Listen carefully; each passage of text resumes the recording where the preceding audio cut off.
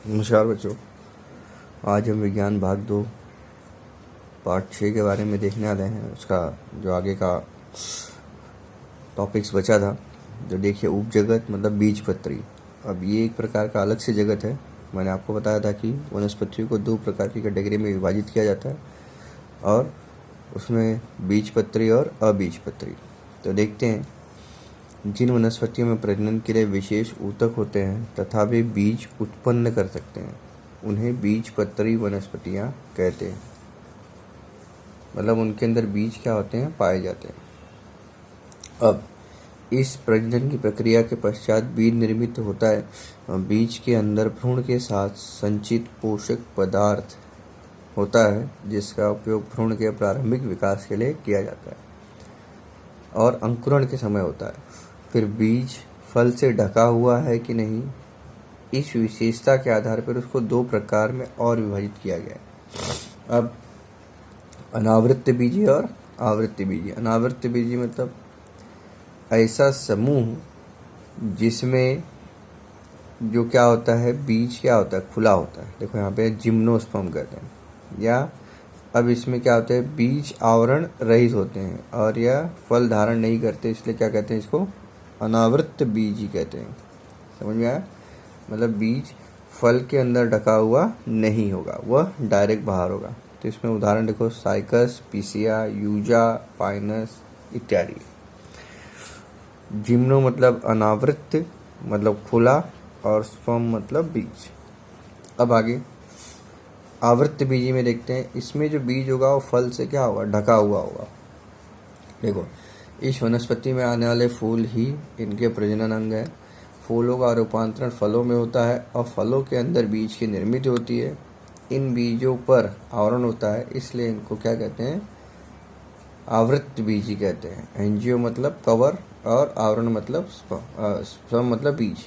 तो जिन वनस्पतियों के बीज आसानी से 2 भाग में बंटते हैं, जैसे हम देखते हैं आम का बीज आपने देखा होगा, तो उसको हम लोग आसानी से 2 भाग में बांट सकते हैं। इससे क्या कहते हैं, द्विबीजपत्री वनस्पतियां कहते हैं। जिन वनस्पतियों के बीज आसानी से 2 भाग में बांटे जा सकते हैं उन्हें, परंतु जिन बीजों के 2 भाग नहीं होते उन्हें एक बीजपत्री वनस्पतियां कहते हैं, एक बीजपत्री।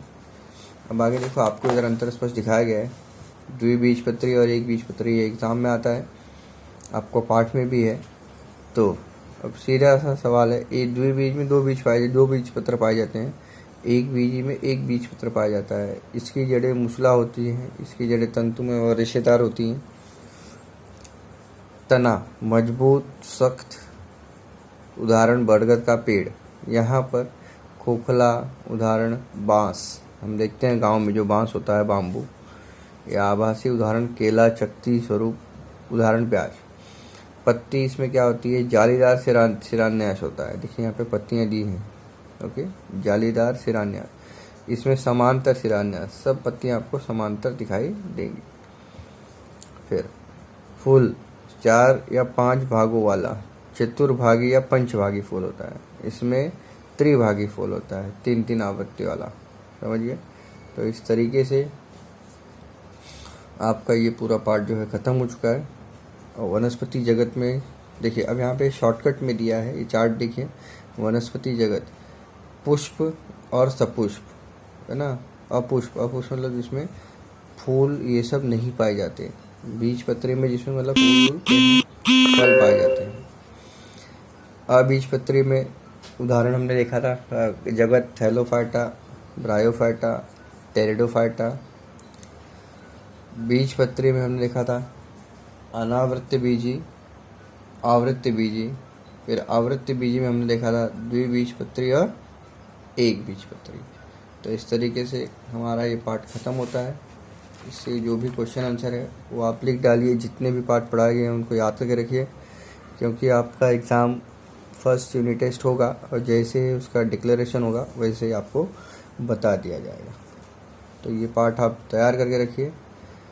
साइंस 1 में 2 पार्ट, साइंस 2 में 2 पार्ट यूनिट टेस्ट के लिए आएंगे, तो उस तरीके से आप उसको करके रखिए। धन्यवाद।